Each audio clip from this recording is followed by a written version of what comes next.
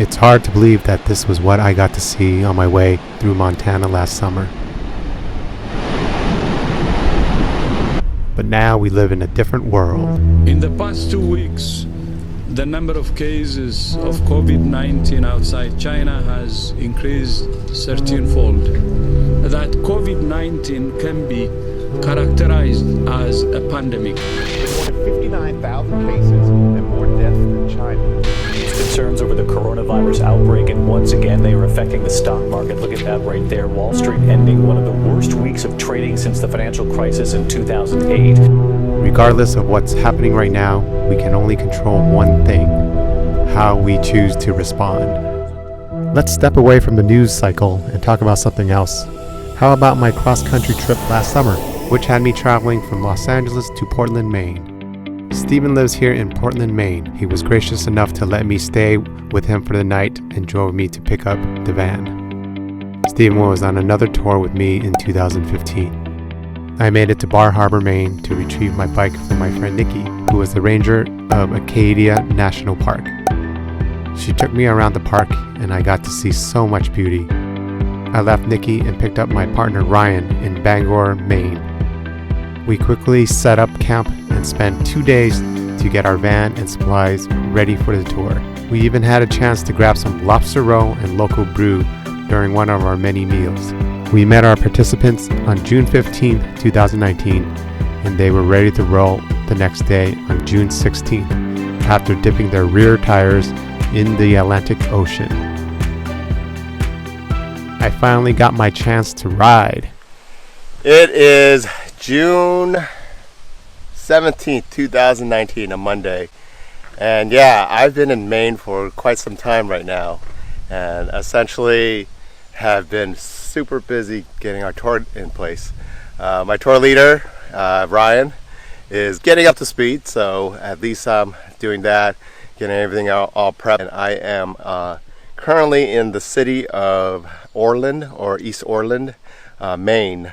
And so we're going to ride across the country and hopefully make it all the way to Washington State. Yeah, this is day number 3. We just left, if you can see right there, the Wandering Moose.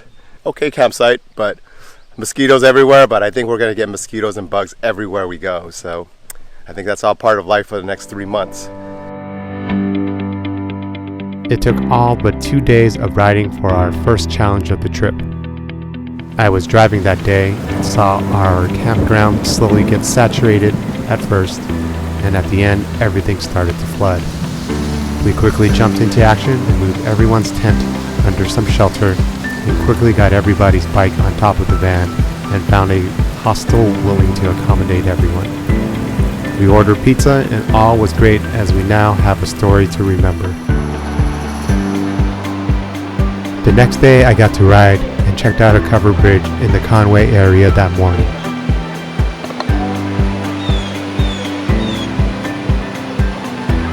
The rest of the ride was amazing, as I got to ride up the top of Kancamagus.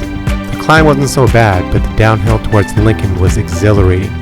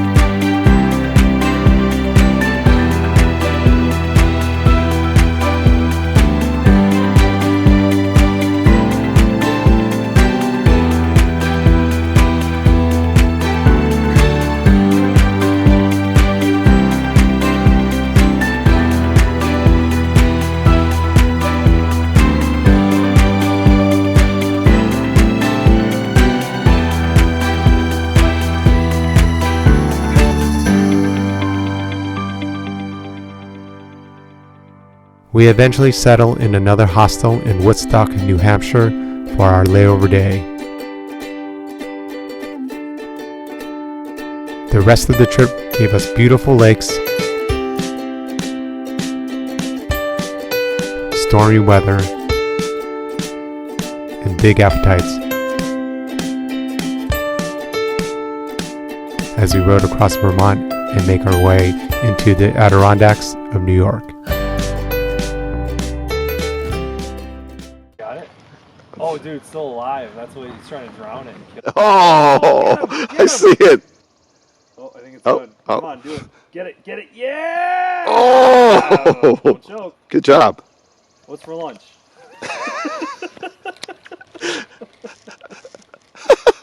That's pretty That was incredible. gnarly, dude. Oh, Nature is wild. New York definitely had its moments.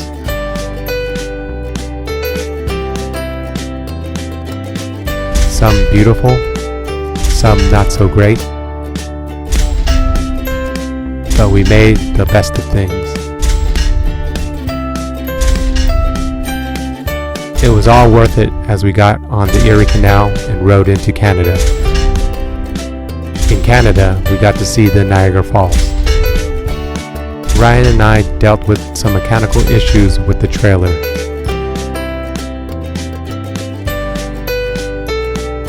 As we left the touristy Niagara Falls area and rode through Canadian Ontario province.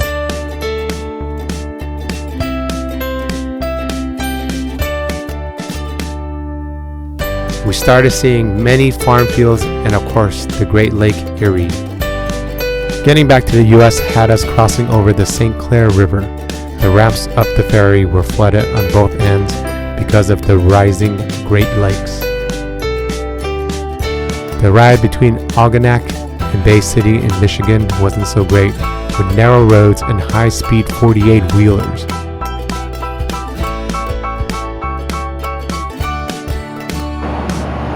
The highlight was definitely Frankenmuth, a small Bavarian town in the middle of Michigan. By the time we made it over to Lake Michigan in the town of Manistee, our van was in dire need of repair. We rented a U-Haul and continued our trip up north. Luckily for another adventure cycling leader who was in the area, we were reunited with the van in Petoskey, which allowed us to shuttle everyone across the Mackinac Bridge.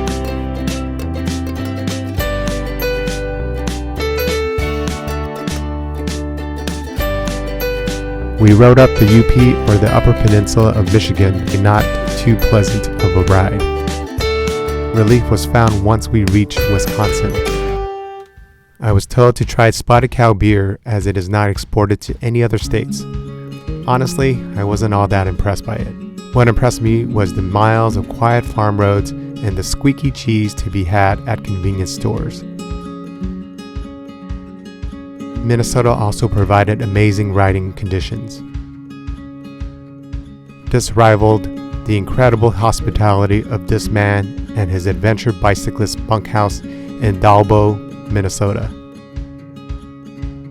We found ourselves leaving Minnesota to one of the coolest towns in North Dakota, Fargo. Beautiful day. Yes, that Fargo minus the snow. After Fargo, there were some tough days of riding in hot heat of August. We found solace in the Theodore Roosevelt National Park in Medora, North Dakota.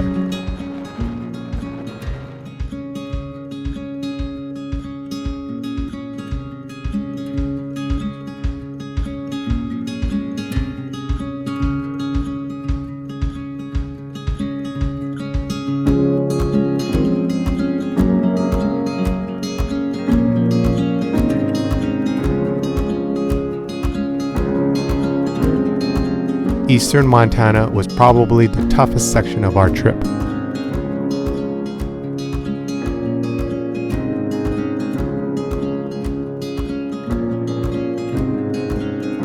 Some days the winds was in our favor, but most days they weren't. Many nights of powerful thunderstorms which put on light show for us to enjoy. We got squeezed off the road at times and doused with rain showers, but our group continued on to the biggest highlight of the trip, Glacier National Park.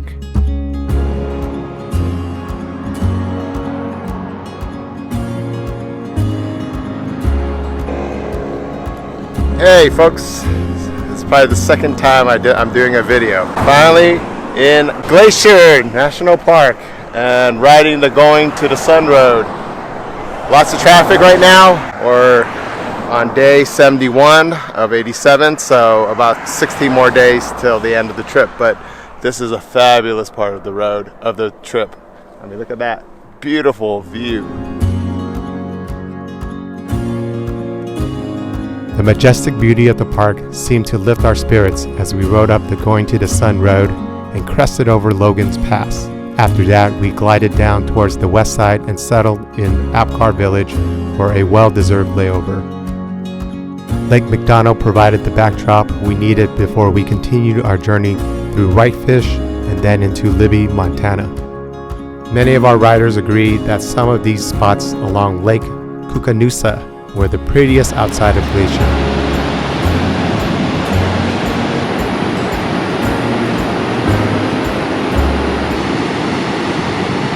I had my first experience walking over a suspended bridge across the Kootenai Falls.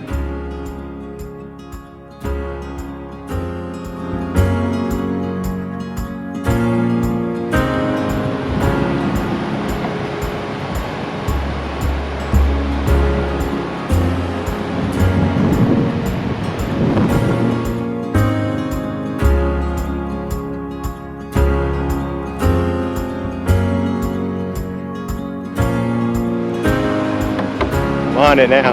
Going back. Sandpoint, Idaho was a hidden gem of a town. We knew the end was near after a week of crossing over 5 Cascadian mountain passes in the state of Washington.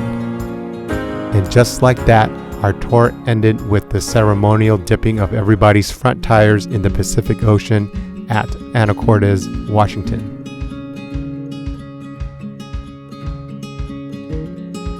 Maine to Washington on the northern tier became another check on the bucket list. If you enjoyed this video, make sure you like it and hit the subscribe button. Until next time, get out there and ride if you can, but always wash your hands.